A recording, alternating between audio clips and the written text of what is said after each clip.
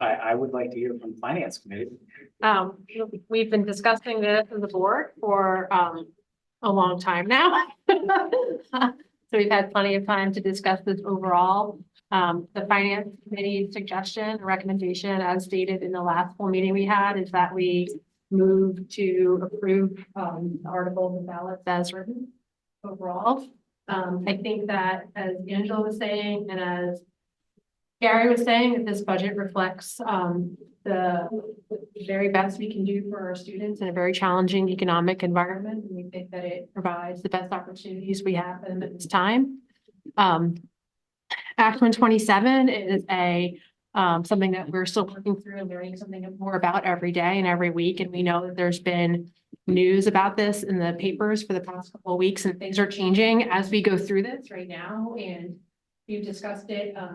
I've discussed it with Gary, I discussed it with some finance committee members, and then discussed it with Angela and others. And we feel comfortable moving forward with the articles and budget as written.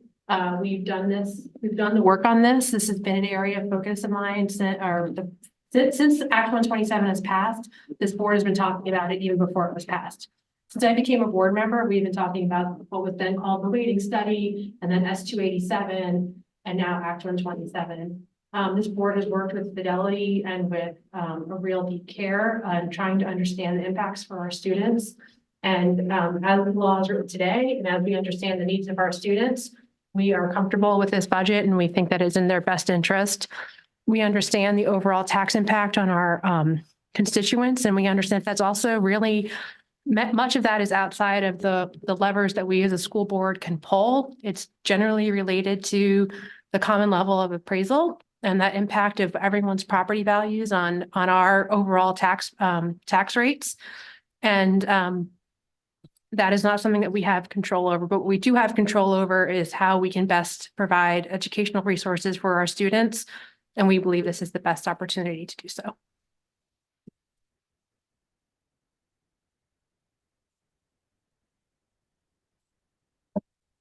Question, Brendan? To say one thing too, just to kind of address the concerns that have been coming up around the ABS kindergarten teacher.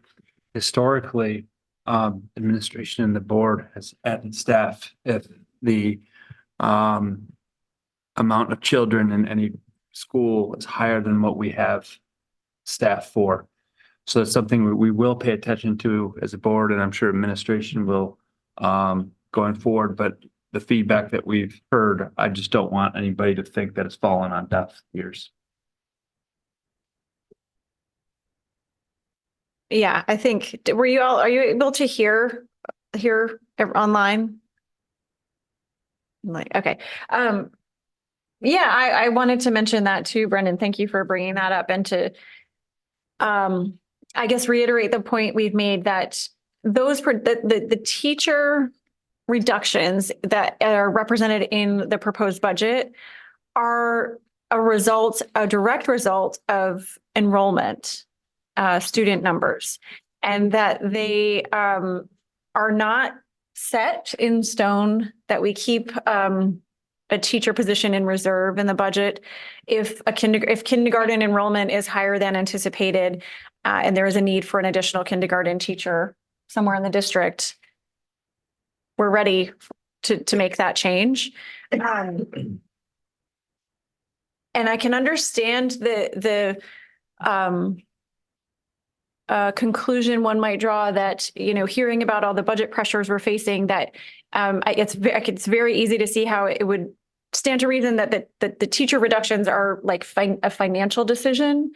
And though, of course, it is the financially responsible thing to do to reduce teacher numbers when you don't have student numbers to support the teacher numbers, that's a financially responsible thing to do. But this particular decision is not singularly financially motivated. It's a review that happens every single year, and adjustments are made accordingly every year. I say that because we face incredible challenges, potential challenges in the very near future, relatively speaking, and because of the implementation of Act 127. There may come a time when we have to make reductions in teacher numbers and other numbers purely for financial reasons. We hope to not get there, but as we've said and will be saying when we discuss this budget, we are now in a position where to make a 1 penny change in our tax rate, we would have to cut $17 million from our budget, which is roughly the equivalent of 144 professional level staff. We're not doing that. But it is important that folks understand, should this budget not pass, we will have to make dramatic cuts that will change this district. Your taxes will still go up. Your taxes will still go up. We're talking a penny, $17 million. And that is not because of any decisions made in this room. That's what's so challenging and frustrating and kind of scary, I think, for those of us who are really like swimming in this budget and all the implications of the different factors that we're trying to wrestle with. So when we say that this is a big number and we know that, and that it's a big increase in the tax rate, and we acknowledge that, we also say we have done the very best we can do to do what's right for our district. It's hard to ask for this, but with our students and employees in mind, this is what we have to ask for. This is what we're asking for. There's there's no practical solution. There's no practical solution to get to a more reasonable rate that does not lead to students not receiving the education that this district expects, or that we expect that this district to provide to our students. And that's a really hard truth. It's really quite remarkable to when you really start to understand what we and districts all over the state are facing.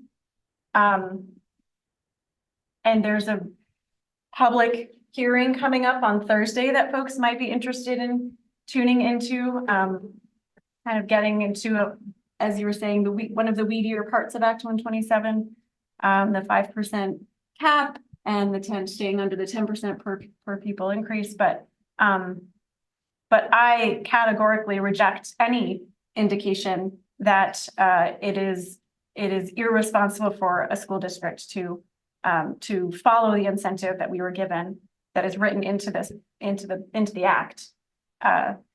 This is not on school boards. Also, like, that was wonderful what you just said, but I also want to remind everybody that as a school board administration, we didn't just add to the budget. We have one-time spending of over $1 million to decrease future liabilities to prepare for our future. And even with that, that's less than 1%, 2% of our budget overall. It is a very small amount of our overall budget. It's less than 2% overall. It's 1.5 million on 105.8 million. Yeah. Is there any further discussion on the motion?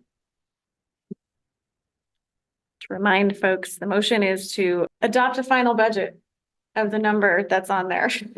That's many digits. All those in favor, please indicate by raising your hand. Saying aye. And I'm looking online. Any opposed? And any abstentions? All right. I think that's important to note, Yes. that it's unanimous. That we are supporting this budget, notwithstanding everything that the two of you said about it, that this board stands behind that. Because of the drastic things that we will be faced with if it doesn't pass. Thank you.